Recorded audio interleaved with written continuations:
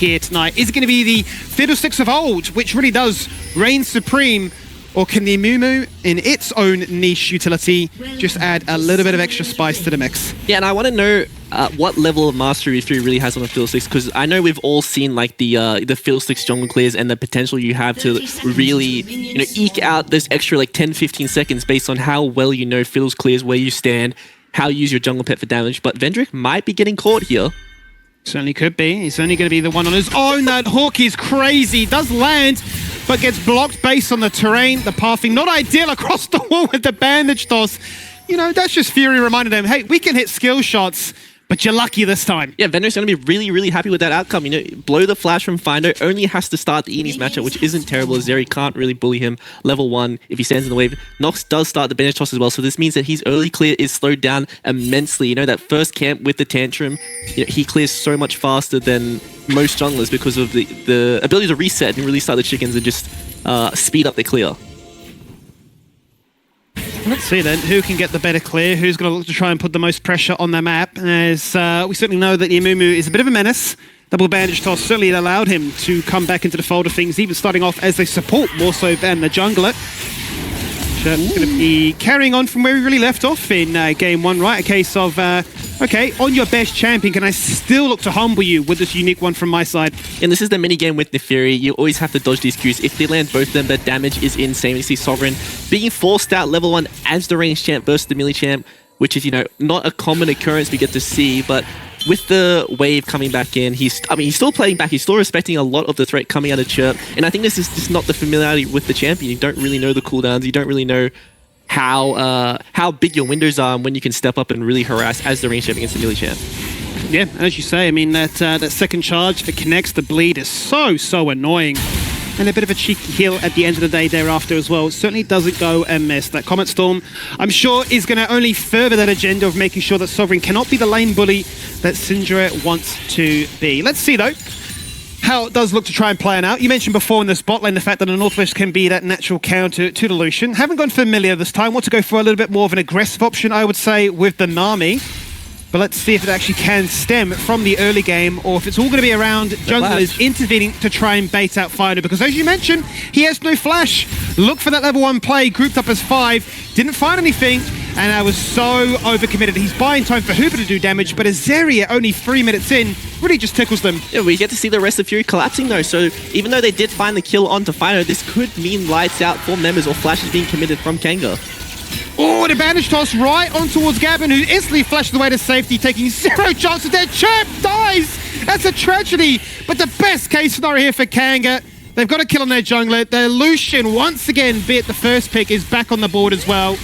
And they nearly hunt for a second just for that pesky flash to deny it. Yeah, I was almost going to say I thought it was a mistake going for this early gank as the farming jungler, because you're going to be so far behind the tempo if Nox decided to just, full clear and then grab the double scuttles, because you are, forced to go back to your jungle as you are behind the tempo. But fortunately for Fury, they go for the counter gank. They go for the, trade kill onto the Kanga members, but they still have summoners even though they did find the first blood, and they really bait the members from Fury to overcommit and fall down.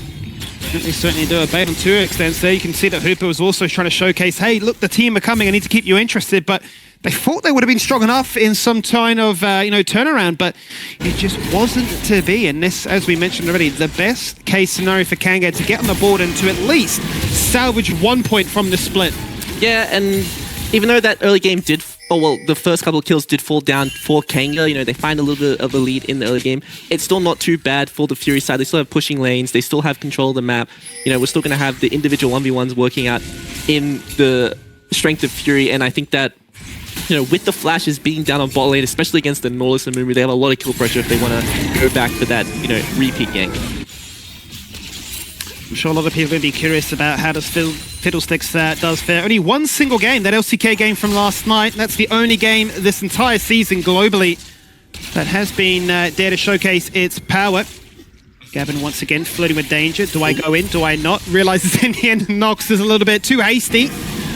And he's bleeding a fair bit now. He was on the receiving end, or rather the one delivering it as the Zyra, but now on the receiving end with Fiddle taking away all those camps. Yeah, it's so important in these matchups, Simi, that you do not show unless it is a guaranteed kill, because as you see, he showed bot and all of a sudden his camps are being taken. You know, we see the chickens being taken. Moving on to the golem, still has access to the smite. He's probably going to be able to take this one down before Nox even shows up. So once again, we're going to see the punishment for showing when you don't find those kills, and it's just really, really important that if you show, you are getting something from it, because you will be getting trades on the opposite side.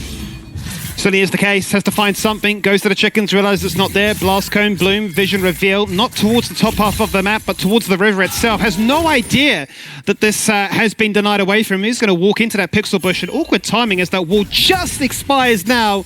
But Grant's Woodon just enough to understand that I could be in trouble. The control wall is there, it's nice, but with this massive wave crashing, a cannon wave there too, level 6 gun for Prey, really is the world ender.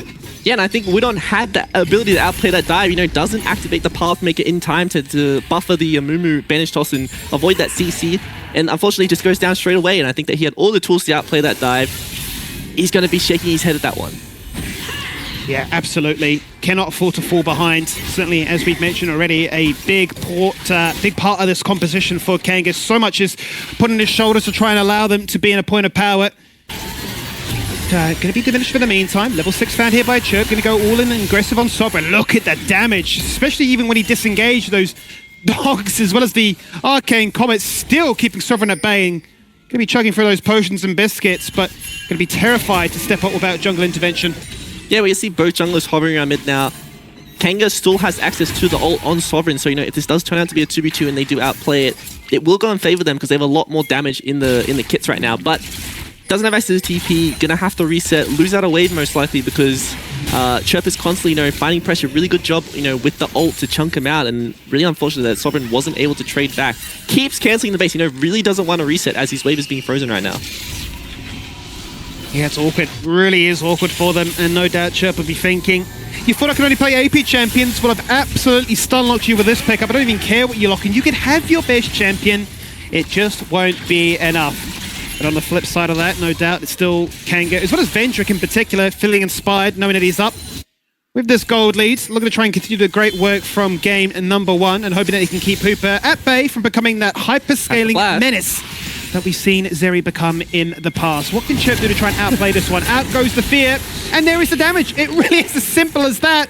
They unleash the ult, and sweet dreams. Yeah, Refury goes for the, you know, preemptive ult, overshoots it quite a bit, and has to, you know, realign himself with the flash. They do find the kill onto Chirp, though. Doesn't have access to the TP, so they have control of the map. We do see, you know, Prey hovering around mid. This might be a Dragon contest coming out with the, you know, Curse of the Sad Mummy from Nox.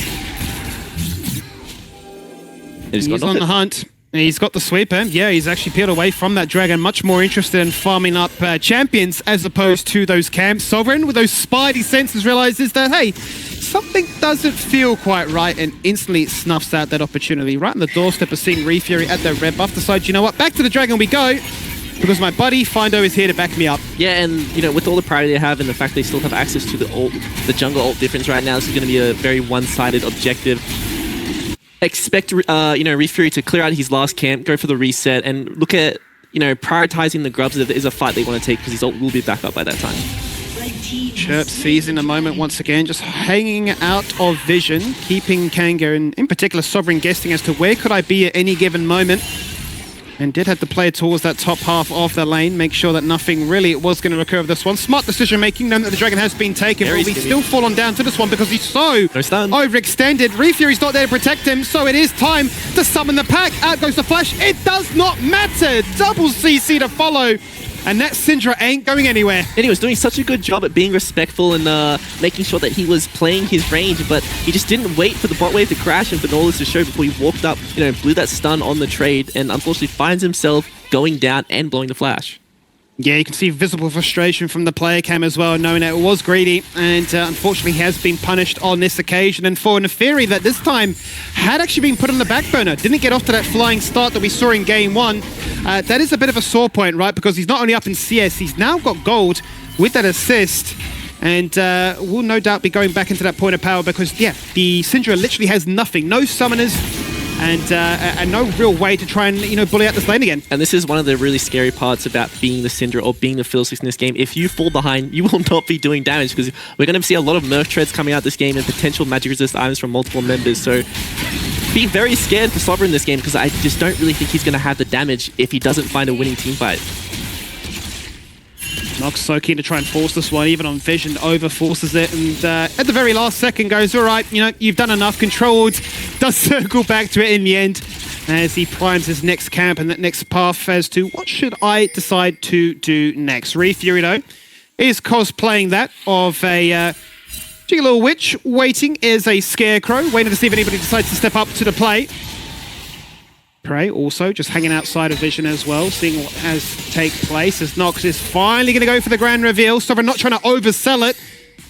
There is the bait, but he doesn't fall for it, Tally. He just jumps straight across the wall. Fury says, well, there's a fear, and I'm out of there. Yeah, luckily for Fury, Nox doesn't have access to the Curse of the Sand Mummy, as it is a very long cooldown in the early game, so, you know, gets to live there, doesn't fall down to the fall that would have come in the team. But Hooper's doing a really good job to hold out on the 1v2, as we see Findo rotating to the top side of the map and being that, you know, bit of extra pressure to really secure the grubs. And this is one of the strengths of the melee versus range supports. They don't have the same dive threat. They can't punish the, you know, AD carry for being by himself under the turret, because you can't tank up. You don't have the same damage in the early game that these melee supports would. So, you know, Hooper once again playing the 1v2, doing a really good job, and the rest of Fury securing objectives that they really need. Yeah, I think Findo's been putting on a bit of a support gap this game, right? His impact on the map certainly has been felt. The timing hasn't really gone punished with Hooper dying as a consequence of that, and to see him answer back with a lightning crash and actually zoning away in a 1v2 is no small feat, to say the least. So happy days for him to try and eke out the differences in terms of Vendrick being ahead from the CS as well as that initial kill, but to make sure that the Zeri does become a factor and that the Nami can't get any kill in isolation. Once again, we circle back to the mid lane. Nothing to play for, no objective for 2 minutes, but everybody just wants to converge here. And Chef says it's my time to shine. The hook goes out. The scatter of the week is phenomenal, but Sovereign is losing this battle. He's going to get soloed out here by Nox and the minion wave. One-man Curse of the Sad Mummy, and the jungler gets it done. Yeah, not really sure what Kangol is doing there. Fury doesn't want to commit the ult, even though they have the vision of Chirp over the wall, has the Nami in the back pocket for the extra bit of damage, and, you know, doesn't decide to commit, walks up, shows himself, which means Fury feels much more comfortable being aggressive there, because they finally know where Fiddle is. They don't have to worry about the ult coming out of Frogger War, and Sovereign is completely sold out by the jungler, and this is the strength of the Amumu. You're so strong at just absolutely blowing up these squishies. Yeah, not to forget the fact that he is itemizing very heavily towards that AP damage as well, working towards that Leandri's mask. Going to be a very scary Amumu, to say at the very least. Life doesn't really get much easier for Wood on here, and I'm sure that's a big reason why we've not checked in with top lane, but he goes in for the kill, and Prey will trade in the process. He salvaged at least something. And if he hadn't, I think Nox was there to dive as well. Yeah, and really well played by Prey, finding the 1-for-1 when his wave is pushing, which means he denies the CS. Even though it is a trade in the kill department, he gets a bit of a gold lead because he denies the wave. He gets experience from the wave that he kills, while Woodon does not, and this wave will bounce back to him, which means it's a little bit of a win in the end. And getting these kills onto Aatrox is so important, because we talked about, you know, they didn't really have a lot of damage, so if this Bruiser does get ahead into a comfortable position in the mid game, can really take over the game. And it's interesting, right, because we talk about all these different points from a very positive aspect favouring Fury, but it is still Kanga that have a very minuscule gold lead at this stage. Still believing that, you know, this game is far from over. So out goes the tidal wave. The hook is not going to land. The bubble is fantastic. And Vendrick finds his second of the game. Visible frustration for Findo, but Hooper, with the ultimate active, looks to try and keep them interested. You can see Nox inside the Dragon River, says hello, and Prey, having TP'd into this fight, instantly burns the flash, has one target in mind, get rid of this AD carry. He's been zoned out the fight, for his job is done. He tries to peel his jungler, but Nox dies, unfortunately, and Chirp plays cleanup crew. So gets an all-important shutdown. The Dragon is there to taunt them. The first went the way of Fury. Sure. But do Kanga feel strong enough now to stick around and find a little bit more? I don't think they feel strong enough right now. They've blown a lot of their cooldowns, and Prey is still extremely strong, even without the ulti. He's being dragged back with those Intofo strikes. Free-man, slap it down. Out goes the depth charge to zone them back. Sovereign with the flash, literally just off cooldown. Burns it straight away again. And Wood on. He is that land to slaughter, the one left behind, and he falls down for the third time this game.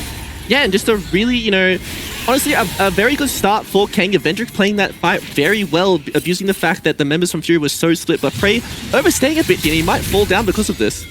I think he has, yeah. He's gone a little bit too deep on this occasion. Found one in the mid lane. Says, you know what? Yo, oh, Matrox, I forgot just how much healing I have. Oh my god, between Sundered Sky and the World Ender passive.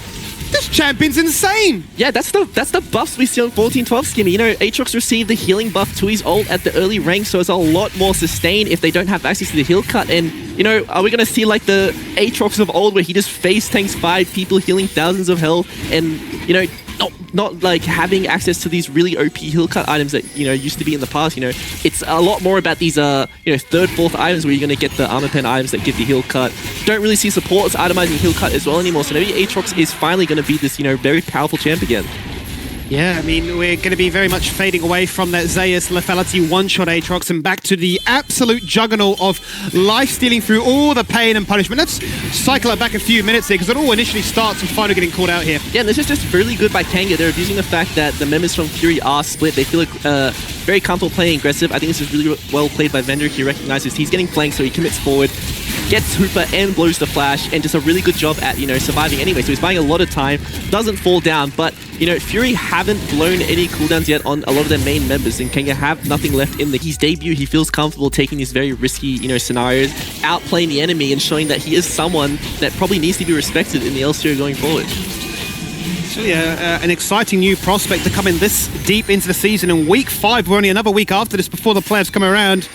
Nice acquisition. If the team can find some synergy, which certainly seems to be the case right now. Nox jumps in, looking for the ult. It's a one-man ult onto Fury. Remove this Fiddlesticks as quickly as you can. But the drain life is phenomenal. It afforded him so much extra time.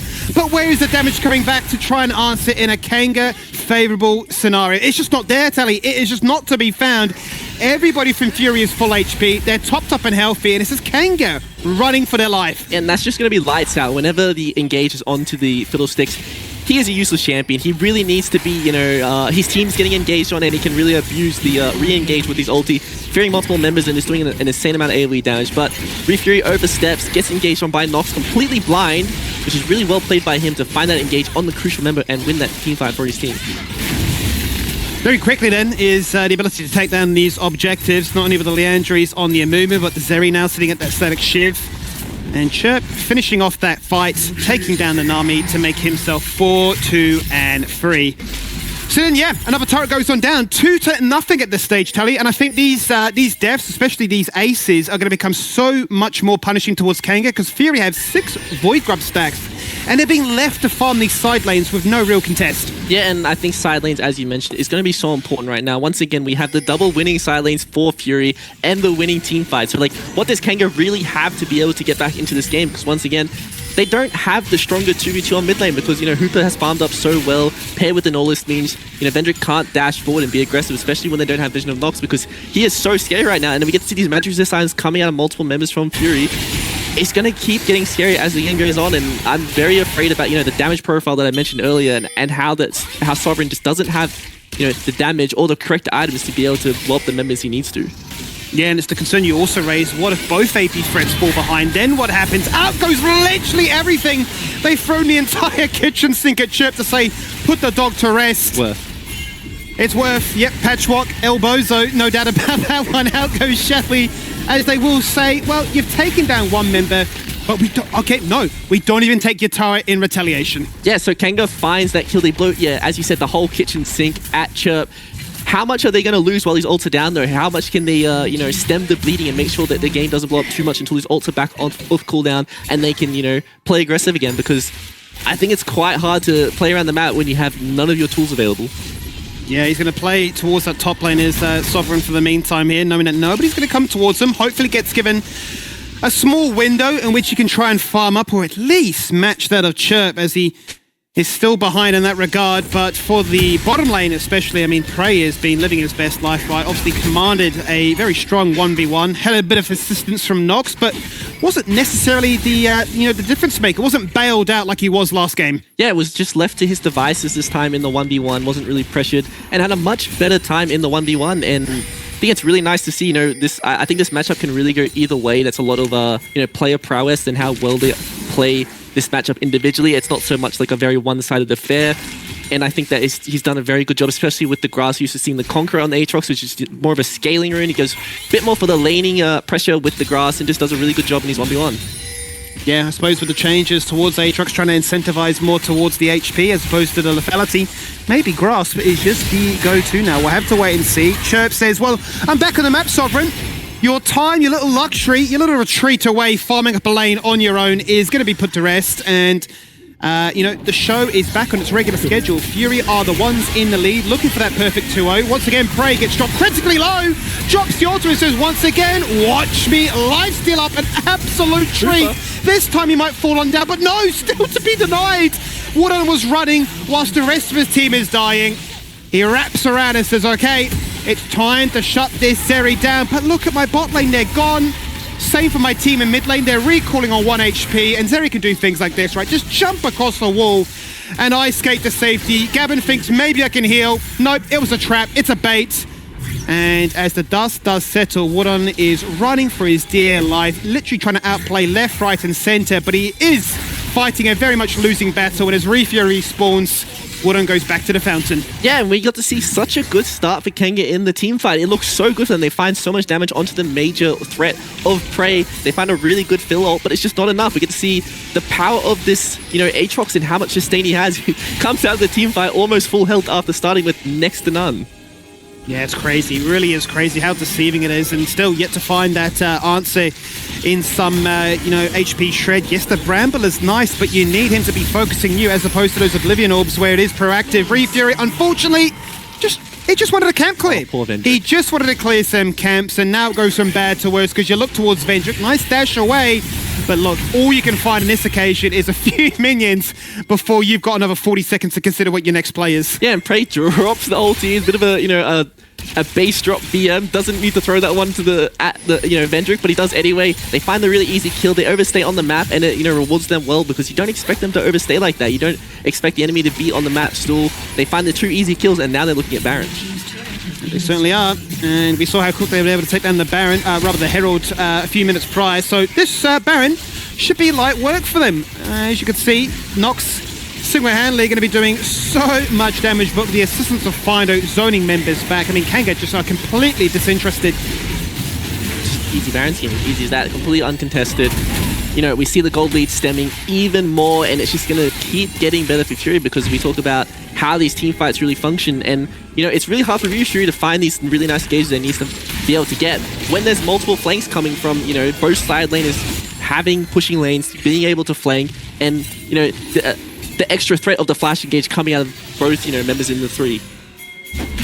Is this the decisive fight that sets the tone for the rest of the series, that brings it to a conclusion? Out of the fog of war, in jumps Fury. He's dead though. The Crow Storm's just not enough. Look at Chirp, who actually let the dogs out because this man is going crazy. He's found the triple kill, hunting for the Quadra. And if it wasn't for that pesky tower, he may have just gotten away with murder. He got the Quadra skimmy. What is that champion? How is that fair? You know, he just comes out of nowhere, just AoEs down the entire enemy team, does the most damage in the team fight there. I think Fury have finally found, you know, the way that they need to be able to, you know, play the game and the recipes for success for this roster. No, it certainly is. With those members being dead and with these 6 Void Grubs, this game is coming to a very quick conclusion. Much quicker than game 1, to be quite frank with you, as the members do respawn. They frantically hunt their exposed base and say, what can we do to try and turn this fate around? They're not going to be afforded that luxury, unfortunately, because as they do respawn, they once again get pushed straight back into that fountain, either with a grey screen or with a tops-up health bar. 2-0 on the night, and as you say, Tally, with some creative drafting, Fury may have just found their mojo. Yeah, really creative drafting, really good job at, you know, doing that ground zero-esque playstyle that we see pop up, but I think it's what the rest of the world is adopting. It's this, you know, very straightforward 80 mid laner, AP jungler, scale up, do really well in the early game, have a really strong mid game, and just be the better team on the day.